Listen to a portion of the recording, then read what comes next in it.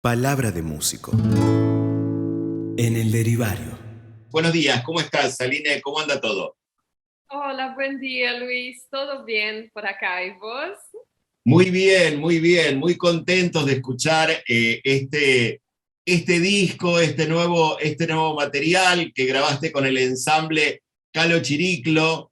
Y bueno, nos interesaría, en tanto la perspectiva de lo que acabamos de escuchar, de estas músicas, que si bien no son ajenas, no son frecuentes para escuchar, no son músicas que se escuchen mucho en los medios. Sería lindo y sería interesante también si nos podés encuadrar un poco de qué se trata este Pájaro Negro y esta música que has hecho con este ensamble.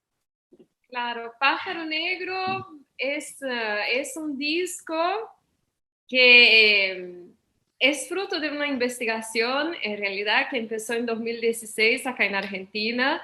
Tuvo sus antecedentes también cuando yo viví en Francia. Y allá empezaron mis investigaciones, ¿no? Cuando yo fui a hacer la maestría, el doctorado allá también. Fui buscando las asociaciones gitanas, los investigadores, y entonces monté un grupo allá, que el grupo era solo de gitanos para tocar en manifestaciones por los derechos del pueblo gitano en Francia. Entonces la idea era esta. Y cuando monté el grupo, fui hablando con muchos gitanos de Europa del Este. Tenía uno que era de Kosovo, otro de Rusia, otro de Serbia, y entonces me iban mostrando sus archivos, yo los iba grabando, también hice investigaciones en las mediatecas y bibliotecas allá, y todo. Conocí un investigador que falleció hace poco, que es Marcel Courtiade, que es gitano también, y me disponibilizó. Fue maravilloso, él me disponibilizó todo su archivo. Y entonces, cuando llegué acá en Argentina, monté este grupo con otros músicos que también se interesan mucho por la música gitana, no solo de Europa del Este, pero, por ejemplo, el contrabajista era un fanático del jazz manouche, del Django Reinhardt y todo. Y entonces montamos este grupo. Y la idea era seguir con la investigación, y entonces los primeros meses del grupo, por ejemplo, era fantástico porque ensayábamos casi todos los días y íbamos cambiando información, archivos, hablando. Fue muy, muy lindo. Y ahí empieza la idea del disco Pájaro Negro, donde van a poder escuchar 3 canciones folclóricas gitanas de Europa del Este, donde hacemos una interpretación con texturas y sonidos más contemporáneos también. Y además, 5 composiciones del grupo. 3 son mías y después 2 son Costas Zigheridis, que es el director musical del grupo, que es griego y trae toda la impronta de lo que es la música griega y los ritmos griegos también para el disco. Por ejemplo, van a ver que sus canciones son en ritmos ímpares, o sea, cuando es la música tal, siempre se baila, ¿no? Uno para acá, otro para allá, dos para acá, dos para allá. Y entonces en los ritmos ímpares puede ser uno para acá y dos para allá, o dos para allá y 3 para allá. Y entonces esto es lindo porque hace con que el cuerpo entienda la música de otra manera, ¿no? De otras formas, como esto. Siempre vas a ver que hay algo distinto y nunca sabes qué es, como para nuestros oídos occidentales, y esta es la magia de este tipo de ritmo, ¿no? Y de canción.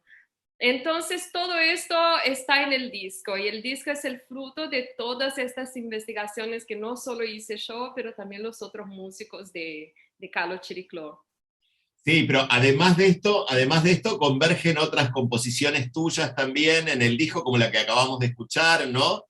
Y hay Claro. también como una mixtura de colores, de idiomas, ¿no? Y que tiene que ver con que ya hace los últimos años y hace muchos años ya no estamos haciendo las músicas puras, sino que las músicas se entretejen y se enlazan de alguna manera con las culturas de las cuales emergen, ¿no? O Sí. de las culturas que además suman de alguna forma a, a las músicas, ¿no? Los procesos de migración, de inmigración, de traslados de muchos músicos, de muchos colectivos a lo largo del mundo, producen unos cambios enormes en las músicas originarias y locales, ¿no? De los lugares. Acá hay una convergencia como muy, muy poderosa. Por tu forma de hablar, sabemos, vos sos nacida en Brasil.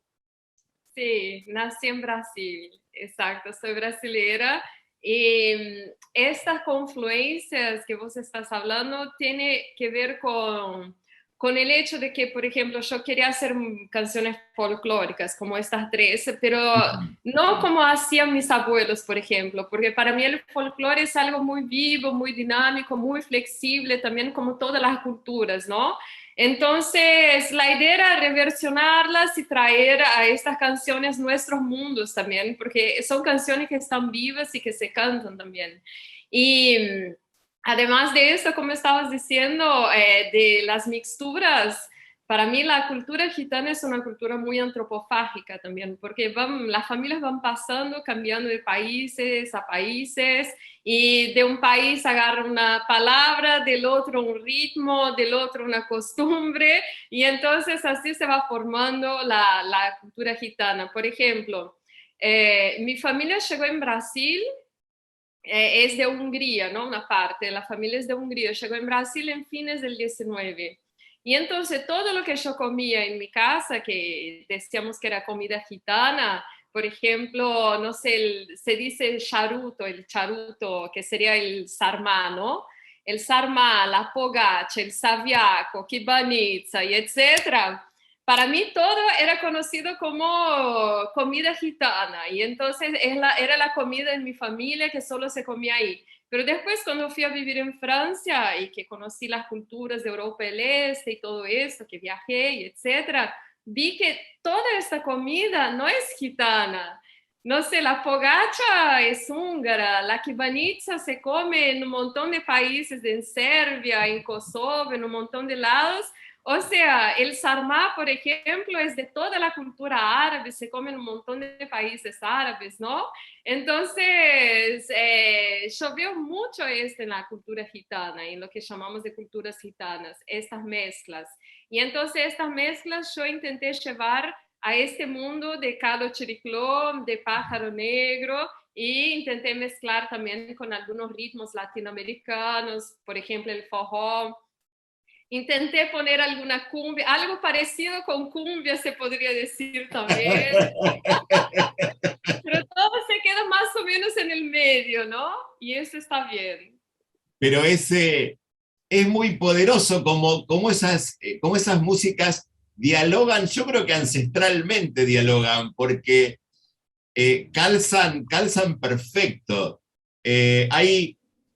Hay un grupo francés que se llama Les Negresses Vertes, que hacen mucha música de Europa del Este, y yo venía escuchando un disco y en un momento lo tuve que rebobinar porque había algo que era un cuarteto cordobés cantado en francés, y yo no entendía qué era lo que estaba pasando ahí. Y tiene que ver con que me parece que internamente, en lo más profundo, hay raíces comunes muy poderosas en estas músicas, ¿no? Sí, sí, para mí hay mucha conexión. En algún momento éramos uno solos. Y después, ¿cómo se va? Y después tiene las variaciones, pero sí hay mucha conexión, mucha, mucha, con los ritmos de Europa del Este, con ritmos latinoamericanos, sobre todo hoy en día con la globalización también, podemos encontrar todas estas influencias y mixturas, etcétera. Y te estoy diciendo esto y me estoy acordando de la película La Chodrón de Tony Gatliff. No sé si la viste. No la he visto, no la he visto. Tony Gatliff es un director gitano francés y entonces él va mostrando como si fuera el origen de los gitanos en India y llega al flamenco en España, ¿no? Y entonces va mostrando todas las conexiones que tienen con estas canciones, con los ritmos musicales, con todo. Y después vas a ver que el flamenco, por ejemplo, además de tener mucho de las canciones árabes, del mundo árabe, también tiene un montón con la música hindú, tiene un montón de cosas que ver. Y entonces él va haciendo estas conexiones y ahí vos pensás, bueno, somos todos uno. Claro, claro, porque emergen de alguna forma, emergen, pero estaban internamente, digo, uno los escucha ahora, pero hay raíces profundas, ancestrales en estas músicas que revelan estas conexiones, ¿no? Esto es lo interesante, es como que emergen ahora. Ahora podemos pensar que tiene que ver con la globalización, pero cuando uno va hacia la profundidad, como el caso que vos explicabas, uno encuentra que esto es previo. Ningún cantador flamenco escuchó la música hindú por internet, le llegó por las emigraciones, le llegó por las culturas estas de inmigración y emigración, ¿no? Por los traslados, en Claro. nuestro caso en América, por la esclavitud, ¿no? La esclavitud africana ha traído en toda la América, ¿no? Ha traído una cultura, un aporte cultural enorme, ¿no? Enorme, impresionante, impresionante. Y por más que queramos borrar muchas veces este pasado, ¿no? No sé, por ejemplo, el tango acá en Argentina por mucho tiempo no se hablaba que tenía raíces negras, otros ritmos también, entonces por más que la sociedad lo quiera borrar, como es imposible porque la música siempre brota del alma. Claro, claro. Sí, y es muy complicado. Sí, Algo sí, sí. sí, No, sí, sobre esta conexión, pero creo que en mi caso tiene más que ver con la globalización, porque gracias a esto yo puedo escuchar música de la India, ¿no? Entonces, esa canción que habíamos escuchado, Maldición, yo la hice con un solo acorde. Y entonces, porque la idea era jugar, yo estaba hablando con Costas y todo, Costas es un monstruo en el acordeón, como es griego, estudió 3 años, hizo la maestría en Alemania, es un genio, consiguió un montón de becas y trae todo esto a la música y tiene mucho sentimiento. Y entonces él con un montón de acordes, yo le dije, ahora yo voy a hacer una canción con un solo acorde. Y entonces y como lo desafiaba y todo, y yo hice Maldición con un solo acorde. Y ayer yo estaba hablando con un amigo que es pianista, Nico, y él me estaba diciendo que muchas canciones hindúes de India son hechas con un solo acorde, ¿no? La idea, el principio es este. Incluso él me dijo, yo hoy a la mañana yo estaba escuchando el disco Revolver de Beatles. Tiene 3 canciones que son hechas con un solo acorde.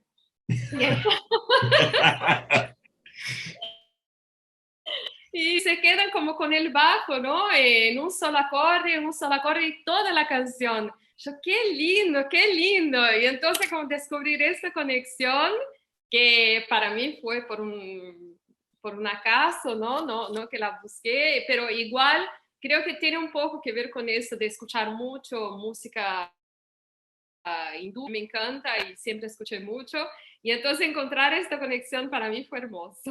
claro, pero además prospera de alguna forma porque más allá de que posiblemente el intento no tenga que ver con una cuestión académica de saber que esto venía de esta manera, cuando empezás a probarlo, no lo descartás porque en tu interior suena.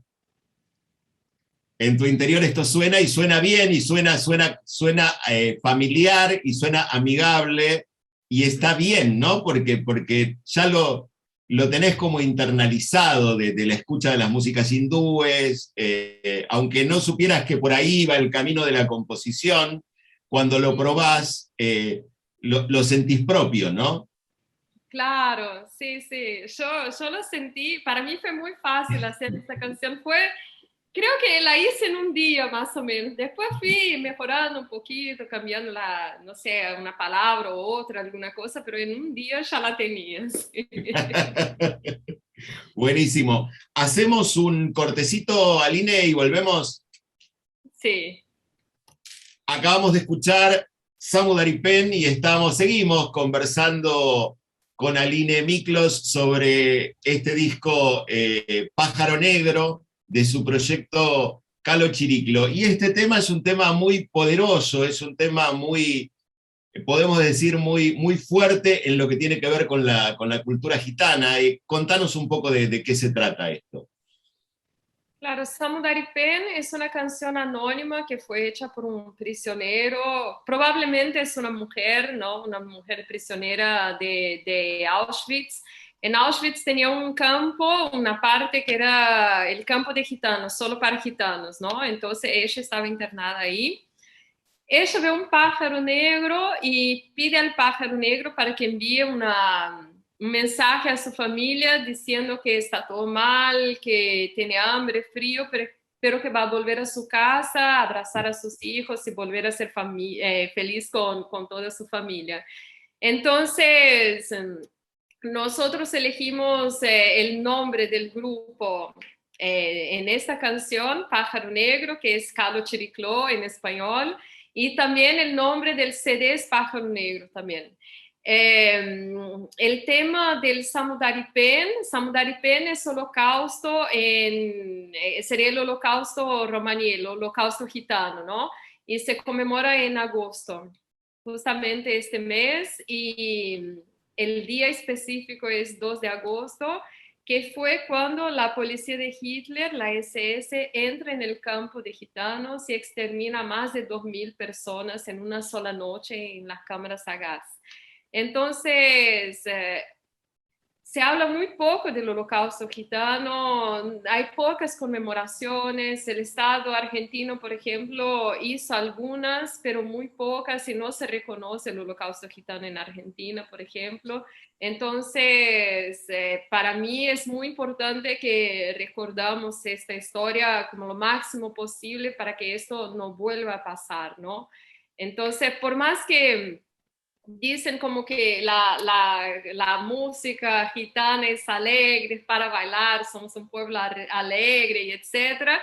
Para mí también hay una tristeza por detrás que es muy fuerte y que tiene que ver con todo este pasado de persecución que no empezó con Hitler, no empezó con la Segunda Guerra Mundial y no terminó con esto tampoco. Por ejemplo, una buena noticia es que en algunos países de Europa del Este, por ejemplo, tenía la esterilización forzada de mujeres gitanas hasta los años 70 y 80 también. Y entonces la buena noticia es que antes de ayer, la República Checa, como estas mujeres consiguieron ganar una causa en la justicia contra el Estado checo. Entonces, esta es la buena noticia. Pero si Bien. pensamos esto fue ahora, ¿no? Ahora también en Brasil, en principios del mes pasado, hubo una confrontación entre policías y gitanos y se mataron a 10 gitanos allá de una sola vez. De los 10, 8 eran hermanos. Entonces, por eso que yo digo, el holocausto no terminó como esta persecución no terminó cuando terminó la Segunda Guerra Mundial y por eso que tenemos que recordar esto todo el tiempo. Sí, sí, y hay como una mirada,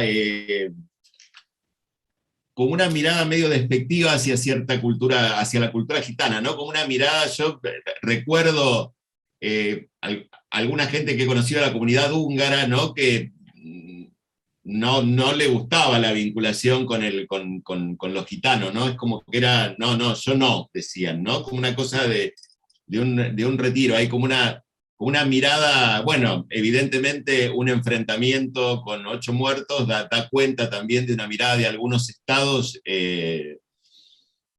negativa hacia la comunidad, ¿no?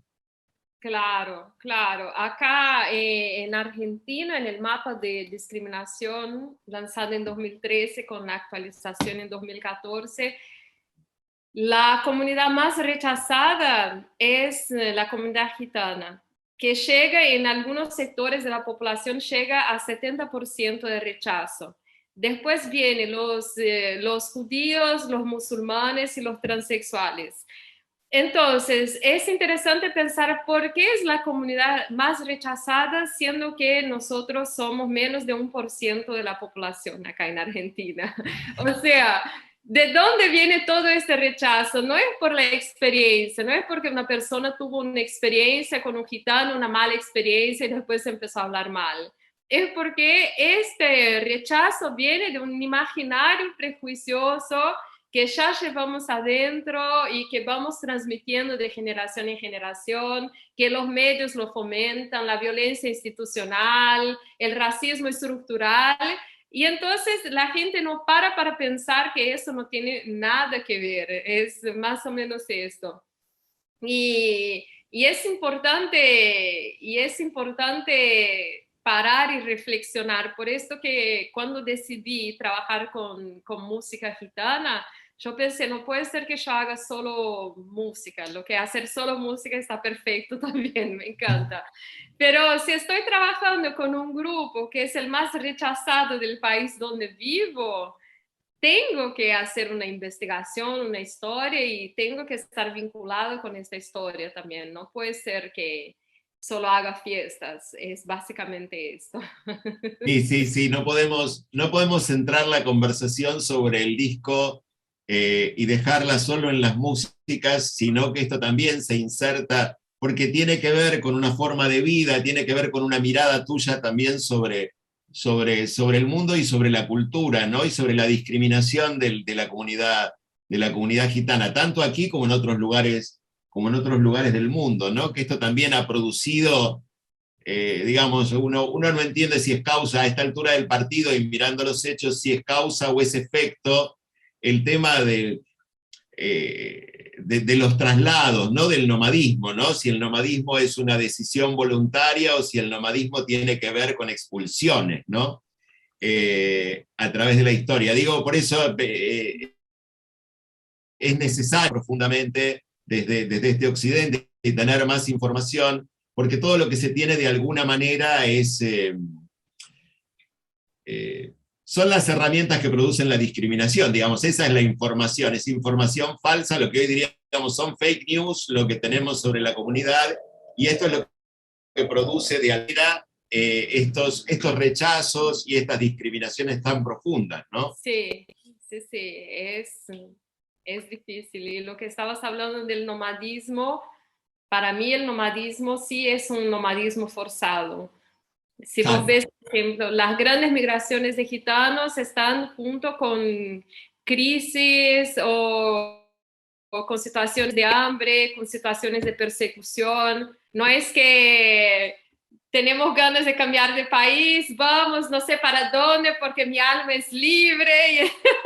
No es así, como tu alma es libre, migras con toda tu familia, como es un poco, tenemos mucho el trabajo itinerante, esto sí, por ejemplo, en Buenos Aires hay familias que van a vender sus productos al país, como que son colchas, ollas y etcétera, y después vuelven. Esto, pero tienen una casa, tienen un lugar como una parada, ¿no? Este es trabajo itinerante, no es nomadismo, son dos cosas distintas. Es como los campesinos también que van buscando las cosechas, entonces tienen cosecha acá, van, después tienen el, no sé, norte y van para allá. Son cosas distintas. Y muchas familias, por ejemplo, que llegaron en América Latina, migraron un tiempo, cambiaron de ciudades y todo por un tiempo hasta que se establecieron en un lugar y se quedaron por ahí. Por ejemplo, mi familia que llegó en Brasil en fines del 19, vivió, no sé, 30 años más o menos en Minas Gerais, después 40 en Bahía y después llegaron en Goiás y están en Goiás desde la década de 40 y no salen de ahí. Hasta encontrar el lugar, ¿no? Hasta encontrar el lugar donde estén cómodos, donde se sientan parte, ¿no? Todos buscamos, ¿no? Y esto que venimos conversando, de alguna forma, es fabuloso esta conversación, porque esta conversación acompaña todo lo que uno va escuchando en este disco, permite comprender algunas cosas, que tiene este disco, que vos mencionabas en algún momento, que son en muchos casos estas cuestiones que son alegres, bailables, pero que tienen un trasfondo de melancolía muy fuerte, que se escucha y se siente aún en la danza, ¿no? Esta conjunción tan profunda que hay de estos ritmos que parecen alegres, que suenan alegres, que son alegres, pero que tienen un trasfondo muy fuerte de melancolía, ¿no? Una felicidad que tiene un precio fuerte, ¿no? En esta melancolía. Claro, claro. En 2019 yo di un taller en Brasil que era sobre los gitanos a través del canto. Y entonces analizaba las letras de las canciones folclóricas gitanas y después las letras de las canciones gitanas comerciales también, cuando esto ya entró en el mundo comercial. Las canciones folclóricas y las traduje con una ayuda de amigos también, porque el romaní de Europa del Este es un poco distinto, ¿no? Del de acá. Y entonces era todo, no sé, mi madre fue asesinada, mi hijo, qué sé yo, mi familia se murió todos en no sé dónde. Era más o menos, era solo tragedias, solo tragedias. Incluso cuando era historias de amor, era tragedia, Claro. así. Y entonces, igual como los ritmos eran bailables, y esto es muy interesante. En el CD, por ejemplo, la canción Lumai es una canción que habla, por ejemplo, de una madre con 3 hijos que no tiene, bueno, no tienen que comer los 3 hijos, ¿no? Entonces es un problema y va hablando la canción, pero igual es una canción que se puede bailar porque queda Alero maso sherdan, eron mesero mialan, eron mesero mialan. Y entonces como tiene siempre este trasfondo trágico. Y después una canción que yo puse en el disco y para mí era, vamos a lo trágico realmente. eh, un trágico pero también nostálgico, pero igual yo quise poner esta canción y es una canción densa que fue con arreglos de Juan Olivera. Juan Olivera tiene una formación clásica, todos sus padres son músicos también y tocan en orquesta, son uruguayos y todo, entonces tiene todo esto. Y cuando yo hice esta canción, yo dije, bueno, yo quiero poner lo trágico ahí. Y es una canción que fue hecha, me inspiré en una leyenda de Guatemala, de una gitana que llegó en Guatemala con el circo húngara, también de origen húngara, y entonces se enamoró por un chico bueno, de la familia noble allá, no sé. Y entonces era un amor prohibido porque la familia del chico y la familia de ella no lo permitían. Y entonces la familia del chico lo envió para estudiar en Europa. Ella lloró, lloró hasta que se formó un río y se ahogó en su río de lágrimas. Esta es la leyenda. Y además de esto, en Guatemala su tumba es una de las más visitadas hoy en día y la gente va, hace promesas de amor, pide cosas, etc. Y el nombre verdadero de esta gitana es Margarita Mielos, y Mielos es muy parecido con Miklos. Y entonces es muy probable que sea Miklos, porque yo sé que una parte, toda mi familia llegó en Brasil y después una parte se fue a Honduras, a Guatemala y a Estados Unidos en principios del siglo, ¿no? Y entonces para mí, a mí me encanta pensar que es mi prima. Y es una, sí, es una historia trágica y yo quise poner como cosas trágicas y para mí, por ejemplo, cuando pedí para que Juan Olivera hiciera el arreglo, yo le dije, mira, para mí la flauta es la mujer, todos los instrumentos de viento es la mujer, ¿entendés? Es ella bailando y todo esto. Después ¿cómo se dice? El acordeón sería el chico. Y entonces todo lo que es el chico y el amor y todo es el acordeón. Y después el contrabajo es la sociedad que no permite este amor. Y entonces toda esta canción fue pensada en este estilo, ¿entendés? Y cuando llega el contrabajo es para como impedir que la cosa fluya o impedir el amor y todo esto. Buenísimo. Ahora terminamos esto y lo vuelvo a escuchar ahora en clave. No me queda otra. Ahora terminamos esto y lo voy a poner para escuchar. Pero bueno, muchísimas gracias, Aline, por habernos acompañado, por haber confiado que estas músicas suenen en el programa y poder conversar sobre eso. Espero que volvamos a cruzarnos pronto. Yo comentaba, tengo que decir que en esta apertura a empezar a escuchar, en este verano que pasó, yo pude ir a 3 conciertos, de los cuales en 2 he sido público junto con Aline. Así que nos hemos encontrado, nos conocíamos de redes y nos hemos encontrado allí, hemos conversado mucho esos días.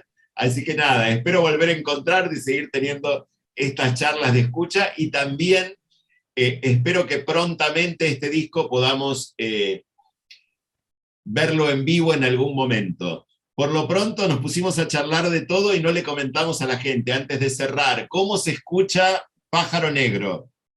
Sí, Pájaro Negro puede ser escuchado en todas las plataformas digitales, en YouTube también. Y tenemos una página de internet, porque hoy como no tenemos más lo cuadernillo del disco, ¿no? Del CD físico, entonces hicimos una página de internet donde hay todas las informaciones del disco, la historia de las canciones, las letras también, y la pueden consultar, es www.calochiricló.org. Y también nos pueden seguir en las redes, tanto en la mía, que es Aline Miklos, como de Calo Chiricló, y ahí vamos subiendo un montón de informaciones, no solo sobre el disco, pero también sobre la música gitana y hecha por gitanos también. Así que muchas gracias, Luis, es un placer inmenso estar acá, porque siempre admiré tu trabajo, siempre te acompaño, siempre... Me gusta mucho todo lo que hablas de música y de las listas y de los consejos, así que estoy muy contenta de estar acá. Muchas gracias. Palabra de músico. En el derivario.